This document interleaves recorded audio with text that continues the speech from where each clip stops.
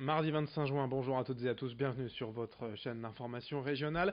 Sans plus attendre, vous le savez déjà, on va parler de météo et de cette canicule donc sur la France. Cette semaine dans la région, on est tout de même épargné, surtout sur le littoral Côte d'Opale. Je vais vous donner les températures prévues aujourd'hui avec un vent de nord-est et un air frais. Seulement 20 degrés de prévu à Calais cet après-midi, 21 degrés à Boulogne et à Dunkerque, des températures certes agréables, estivales, mais loin d'être caniculaires. À Lille, le temps sera tout de même un peu plus chaud. Plus on ira vers l'intérieur des terres, plus il fera chaud. 26 degrés à Saint-Omer. À Lille, 33 degrés tout de même cet après-midi. Les prévisions météo complètes juste après ce journal. On va démarrer cette édition par un triste chiffre. 13% des espèces de plantes et de fleurs de la région sont menacées de disparition contre 9% en moyenne nationale. Cela représente 200 espèces menacées sur 1500 présentes sur le territoire et 132 espèces d'ores et déjà disparues. Ces chiffres s'expliquent par les grandes zones urbaines et la population très importante dans la région, ce qui n'aide pas à la préservation de la flore. Le Conservatoire botanique de Bailleul tente bien de préserver ces espèces. Évidemment, chacune d'entre elles a son intérêt et son bienfait naturel pour l'écosystème et la biodiversité. Il faut bien sûr préserver et protéger la nature. 13% des espèces florales menacées. Explication au micro de Rémi Desremeaux. C'est donc cette petite plante ici, le comaré des marais, qui est une plante qui pousse en tourbière, mais voilà, un peu plus sur le littoral. Elle a un intérêt au sein de son écosystème, avec un écosystème qui fonctionne. Les milieux humides, c'est des milieux qui vont permettre d'une part de tamponner les eaux de pluie pour limiter les inondations. C'est des milieux aussi qui vont permettre de réduire les températures quand on va avoir des pics de chaleur. Les menaces ici, c'est les menaces qu'on va retrouver sur les milieux humides, c'est l'artificialisation des territoires, l'aménagement du territoire sur lesquels on va installer sur milieu humide. Donc on va assécher le milieu pour pouvoir aménager, pour pouvoir cultiver.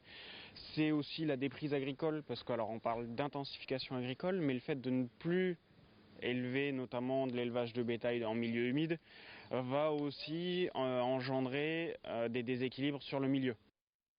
Et la liste complète de ces espèces florales menacées est à retrouver sur le site du Conservatoire botanique national de Bailleul. La météo, la canicule, si l'on veut, on y vient. Cette fameuse canicule qui devrait toutefois éviter la région cette semaine. Quand il fait chaud, les pouvoirs publics préfèrent désormais anticiper pour éviter les drames vécus en 2003, surtout vis-à-vis des populations les plus fragiles, enfants et personnes âgées. Dans les EHPAD, ainsi une pièce fraîche doit être à disposition des résidents. Les établissements d'ailleurs se préparent depuis plusieurs mois à affronter ces pics de chaleur et aujourd'hui les personnels sont tous formés et accompagnent les résidents en leur rappelant régulièrement de boire. Explication avec une responsable de la ville de Lille à ce propos au micro de Margot Sailly. Dans le cadre du plan canicule qui existe maintenant depuis 2004, des consignes ministérielles existent qui déclinent ce que les communes doivent faire. Donc nous on le faisait déjà depuis assez longtemps, ça consiste à envoyer un courrier aux personnes et donc nous envoyons nous un courrier aux personnes de plus de 70 ans.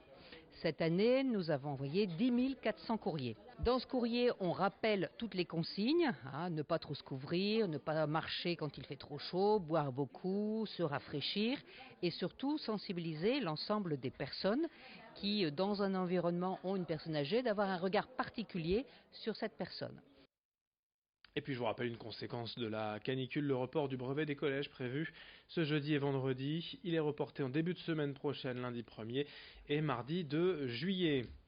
Dans l'actualité sociale, la grève des salariés de la Poste du Nord hier à l'appel de l'intersyndicale pour protester contre le plan de réorganisation des services. On vous en a déjà parlé. La Poste envisage de séparer les activités de tri et de distribution et surtout de fractionner la journée de travail des facteurs. Aujourd'hui, ils font leur tournée d'un coup, d'une traite, le matin. À l'avenir, ils devront prendre une pause à midi, ce qui retardera leur fin de service. Pour les clients, la conséquence est de recevoir lettres et colis un peu plus tard dans la journée. Mobilisés depuis des mois, les facteurs veulent faire pli leur direction, sans succès pour l'instant. Explication recueillie hier à Lille par Margot Sailly.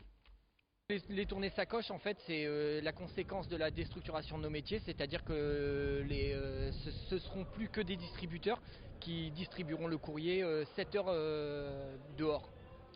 Alors qu'actuellement, ils préparaient eux-mêmes leur tournée, il a fermé, ce qu'on appelle la fermée, et ils effectuaient la distribution. Tandis que là, les tournées sacoches, ce ne sera plus que de la distribution, ce qui permettra en fait à la direction de supprimer au bas mot un tiers des tournées existantes.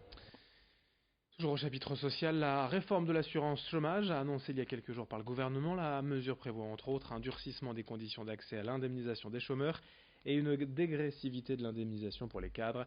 Cette réforme est jugée inacceptable par le syndicat SNU Pôle emploi FSU. Ces responsables craignent en effet une généralisation progressive de la dégressivité et en conséquence la stigmatisation des demandeurs d'emploi. Le syndicat doit rencontrer la direction régionale de Pôle emploi ce jeudi à l'occasion d'un comité d'entreprise pour connaître les détails du plan de réforme. 2 journées de grève ont déjà eu lieu en novembre et en mars. Explication au micro d'Idil Gunaï. Le ministère du Travail a déjà sorti des chiffres puisque d'ores et déjà avec cette mesure, ce sont près de 300 000 demandeurs d'emploi, 300 000 chômeurs qui sortent de l'indemnisation. Il faut quand même rappeler que dans notre pays, malgré tout ce qu'on entend, les chômeurs indemnisés ne représentent même pas 50% du nombre de demandeurs d'emploi inscrits à Pôle emploi. Et pour une indemnisation moyenne, alors après ce sont des moyennes, mais une indemnisation moyenne de 1020 € par mois. Donc on est quand même loin des chiffres avancés par la ministre, notamment le 18 lors de ses annonces. Et puis le Conseil départemental du Nord, prochaine séance plénière le lundi 1er juillet, avant les télévacances, l'occasion d'évoquer de nombreux sujets, et plus particulièrement l'aménagement du territoire. À ce propos, le département va dépenser en 2019 un peu plus de 18 millions d'euros afin de soutenir 64 projets territoriaux structurants dans le cadre de l'aménagement et du développement territorial. Je vous laisse avec Jean-René Le Cerf, le président du département du Nord, à propos de ces projets. Il est au micro d'Idil Gulaï. Aujourd'hui, c'est à peu près 40 millions par an que l'on consacre, à peu près de manière équilibrée entre les communes de moins de 5000 habitants, où c'est ce que l'on appelle l'aide départementale aux villages et bourgs, et les communes de plus de 5000 habitants, et les intercommunalités, où nous avons la politique dite de projets territoriaux structurants. Alors ce sont des projets des territoires que l'on accompagne. Par exemple, sur l'île, cette année, on va accompagner la réhabilitation du musée d'histoire naturelle. Par exemple, à Avesnes-sur-Helpe, on va accompagner le projet de réfection de l'espace central de la ville qui va effectivement de l'église jusqu'à la mairie en passant par toute la place historique. Et de la même manière, nous serons présents sur le Douaisis, le Cambrésis et l'ensemble du territoire. Fin de cette édition, merci de votre fidélité. À suivre dans un instant vos prévisions météo.